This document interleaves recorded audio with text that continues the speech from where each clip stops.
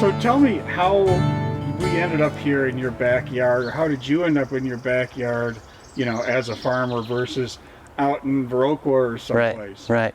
Well, I started out farming rurally and on rented land, and my wife and I had probably a 3-year search where we courted many landowners and tried to make a compelling case of why they should sell their land to us below market value because we couldn't afford market value, Sure. even for a few acres. And so what happened is we'd get so close and we'd think that we were had convinced someone to give us a deal, and then at the last minute it would fall through. So we resolved that we would look for a place in town that had some land associated with it, and that we would make the best go of it. And Okay.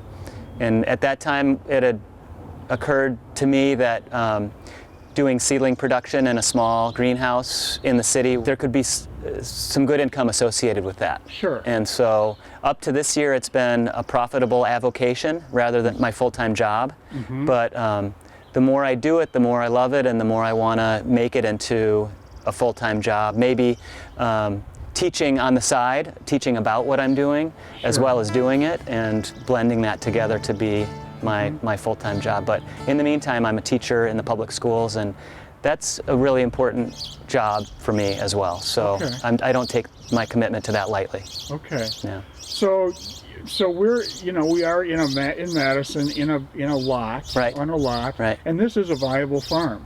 It is a viable farm. This is called a greenhouse, right? Well, I don't know. Some people call it a hoop house. Some people call it a greenhouse. It's homemade. It measures 10 feet wide by 40 feet long. Okay. And I can get 200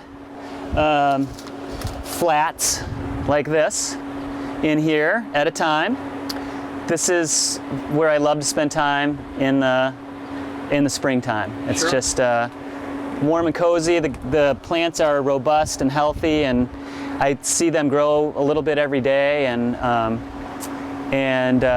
I think about these going to gardeners in Madison and beyond, and it makes me feel like I'm really providing a valuable service, getting healthy plants into people's gardens. Here's a grown-up tomato that this has been in here for about 5 or 6 weeks. Okay.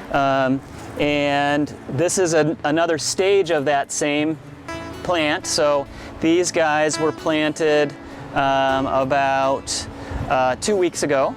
So they're up, and these guys are ready to go into bigger pots probably this week. And you'll be selling these at the market, is that correct? I will, yeah. As As the big boys here in this size pot. So all the seedlings sell for $3.75 a piece, or 6 for $21. So if you buy a 6-pack, you save $1.50.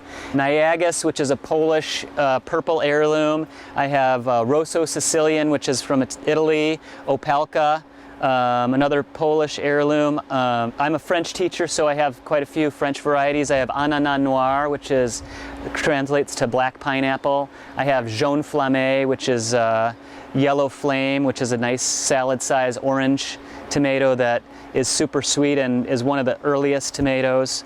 And then a lot of American heirlooms like Cherokee Purple and Brandywine, Amish Paste.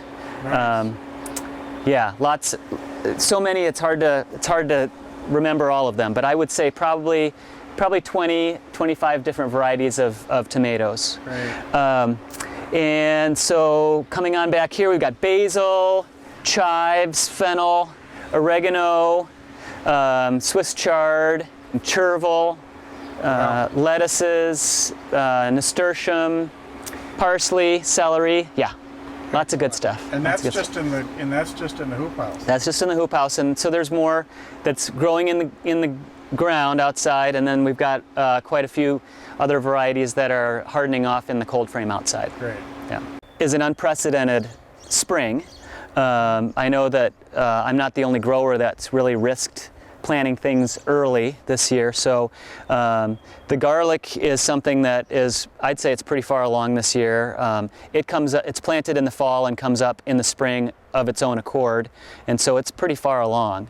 Now, will you be bringing this to market? I will, in fact, yeah, if the restaurants don't buy it up before I have a chance. Is this what you call a cold frame? This is a cold frame. It does have plastic that can go over the top of it to protect it from wind or cold temperatures.